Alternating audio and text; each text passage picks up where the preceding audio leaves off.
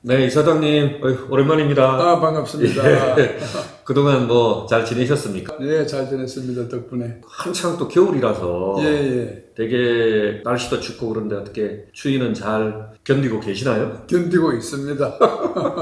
예전에 사만사온이란 말이 있었는데, 네. 지금은 그것을 잊어버린 지가 꽤 오래됐습니다. 아, 예, 그 기후 자체도 많이 변했고, 예. 우리나라 경제 형편이 좋아지다 보니, 사만사원, 이게 상당히 무서운 단어였는데, 지금은 뭐 그냥 없어져가지고 다행이네요. 아, 예. 앞으로는 완전히 없어져가지고 네. 예, 서민들이 겨울도 따뜻하게 예. 잘 보낼 수 있는 그런 날들이 많았으면 좋겠습니다. 예. 오늘은 이사장님하고 어떤 이야기를 좀 나누고 싶으냐면은 한산대첩과 관련돼서 숨은 영웅 중에서 김천손이라는 목동이 있다고 그러더라고요. 아, 예. 예, 그래서 그 한산대첩과 그 김천손 목동과의 그 관계가 뭐 어떤 스토리가 있는 겁니까? 그것은 정말 아주 잘 알려져 있지는 않지만은 굉장히 중요한 관계가 있습니다. 전쟁을 할 때 특히 전투를 앞두고 적의 위치가 어디냐, 적의 병력이 얼만큼 되느냐, 또 어떤 작전을 가지고 있는지 이제 미리 먼저 캐치하는 쪽이 굉장히 유리하지 않습니까? 근데 그 위치 정보가 그 당시에 굉장히 중요한데 도대체 적군이 있느냐 없느냐, 있다면 어디에 있느냐, 얼마나 있느냐, 이것을 지금은 같으면은 이제 레이더도 있고 드론도 있고 해가지고 이제 멀리 빨리 파악이 되지만은 옛날에는 그런 것이 전혀 없었다 이거지요. 그렇죠. 그런데 이제 사후적인 이야기이긴 합니다만은 1592년 7월 7일 내일이 이제 한산 해전이 있는 날입니다. 그 전날 바로 전날에 김천손이라고 하는 목동이 왜군 함대가 어디에 있다, 몇 척이 있다, 어떤 태세로 있다 하는 그것을 미리 파악을 해가지고 이순신에게 와서 그 위치 정보와 군사 정보를 전달해 줬다 이겁니다. 이것은 한산대첩이 임진왜란 7년 중에서 가장 큰 전략적인 승리인데 결정적인 참 정보입니다. 그것을 김천손이가 이순신에게 정보를 제공했는데 우리는 그 가치에 대해 가지고 군사 정보의 가치, 한산대첩의 가치에 대해 가지고 한산대첩 쪽은 이제 대첩이다 보니까 충분히 많이 알려져 있습니다만은 그 결정적인 군사 정보를 제공한 김천손의 애국적인 행위에 대해서는 거의 알려진 것이 없습니다. 그것을 이제 알리자고 하는 것이죠. 예. 그래서 제가 궁금한 거는 제가 알고 있기로는 김천손이 일본의 외선들이 정박해 있고 숨어 있는 것을 본 게 견내랑 쪽 어디라고 제가 알고 있고 예, 맞습니다. 거기서 발견해가지고 이순신 장군한테 뛰어가서 보고를 했는데 예. 그 뛰어간 거리가 20몇 킬로라고 들었거든요. 뛰어간 거리가 대략 23, 4km 정도 됩니다. 그 당시 이제 이쪽 본토 쪽에서 보면은 당포 쪽이고 이쪽 거제도 쪽에서 보면은 견례량 쪽이고 거기에 이제 걸쳐 있는 거지요. 그 견례량 부근에 외선이 한 70여 척이 정복하고 있다. 근데 김천손은 그 당시에 그것을 아주 정확하게 사실은 73척인데 70척이라고 했어요. 대선이 몇 척, 중선이 몇 척, 소선이 몇 척 하는 것을 봤습니다. 그리고 그것을 이순신에게 알려줘야 되겠다. 사실은 김천손은 그 당시에 이순신 함대가 어디에 위치하고 있었는지를 몰랐습니다. 다만 저 남쪽 어딘가 있을 것이다. 그래가지고 거기까지 이순신 함대가 있음직한 곳까지 달려갔던 겁니다. 본토 쪽의 그 산악지대였지요. 한여름에.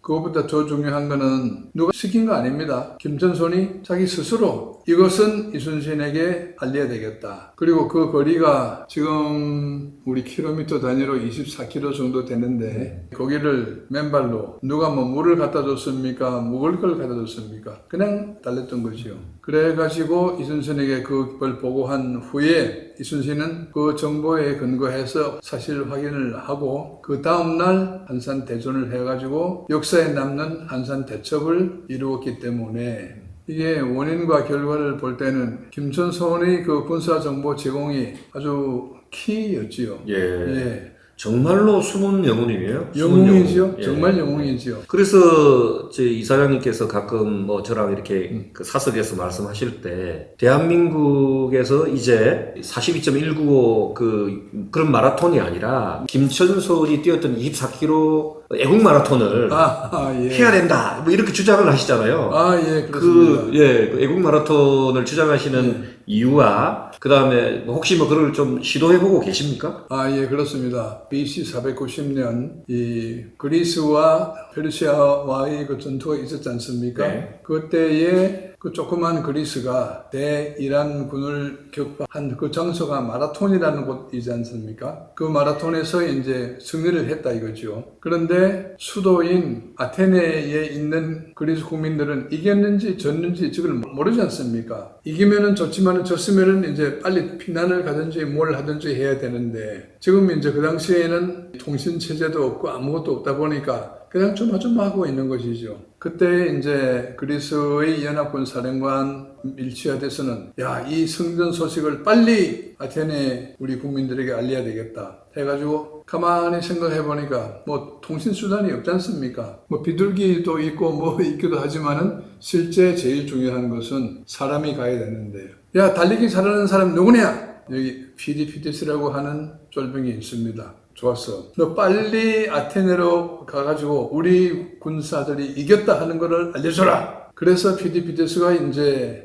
달렸지 않습니까? 그 당시 달린 거리는 마라톤에서 아테네까지 거리는 37.5km입니다. 어쨌든 거기 달렸어요. 그런데 혼자서 열심히 달리다 보니까 누가 물 한 잔 줍니까? 뭐 빵 한 쪼가리 줍니까? 그 37.5km를 죽을 힘을 다해서 달려가지고 실제 죽었습니다. 죽기 전에 한 말은 우리가 이겼다 한마디 하고 죽었다 이거죠. 근데 그것을 그리스 사람들은 그냥 지나치지 않고 이것을 역사적인 기념할 만한 애국 행위다 해가지고 그 마라톤 행사를 오늘날 남아있는 그 올림픽 종목 중에서 최고 종목으로 지금 살려가지고 우리가 다 같이 하고 있지 않습니까? 그렇죠. 그런데 우리 김천손의 그 애국 행위는 피디피데스보다 훨씬 훌륭하다 이거죠. 첫째, 이 사람은 군인이 아닙니다. 명령받을 입장이 아니죠. 명령을 받지 않고 스스로 애국심에 의해가지고 왜군들이 위치 정보를 우리 아군 사령관에게 알려줘야 되겠다. 그 민간인으로서 누구의 명령을 받지 않고 그 더운 여름날에 그 산길을 달려왔다 이거죠. 거리는 24km. 그리스 마라톤은 42km입니다. 우리는 24km인데 거리의 장단에 관계없이 그런 애국심을 가지고 달려왔는데 우리는 그 숭고한 애국 정신에 대해 가지고 이때까지 아무런 평가가 없습니다. 저는 이것은 너무나 아깝다. 이 정신을 살려서 애국 마라톤을 했으면 좋겠다 해가지고 여러 해 몇 군데 알아봤는데 아직까지 성사되고 있지는 않습니다만은 그리스의 42km 마라톤도 좋습니다만은 저희는 저희 나름대로의 코리아 마라톤, 애국 마라톤 24km 이 행사를 꼭 성사시키고 싶은 뜻에서 관계 당국과 몇 번 접촉을 했습니다만은 아직까지 성사가 되고 있지 않습니다. 네. 그러나 꼭 성사시키고 싶습니다. 그래서 지금 이제 이사장님의 말씀을 네. 김천손 관련된 말씀을 들어보면 너무 그 국민들이 김천손에 대해서 일단 먼저 좀 많이 알아야 되겠고 그 김천손의 애국심에 대해서 공감을 하는 공감대가 넓혀져야 될 것 같고 그 다음에 김천손의 그 어떤 달린 그 거리를 이사장님 말씀하신 대로 마라톤으로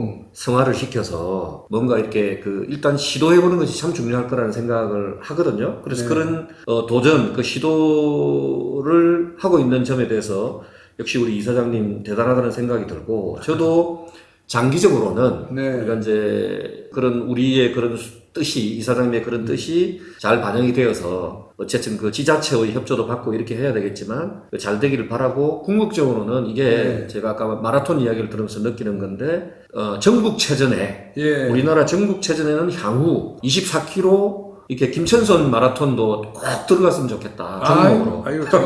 정말 좋습니다. 그런 희망을 품으면서 전국체전에 들어갔다가 나중에는 전 세계 올림픽 종목으로 되었습니다. 아이고 그 꿈도 너무 좋습니다. 그래서 그런 행복한 꿈을 꾸면서 오늘은 김천손에 대한 이야기로 마무리하도록 하겠습니다. 감사합니다. 정말 행복합니다. 멋진 꿈을 꾸니까. 감사합니다. 감사합니다.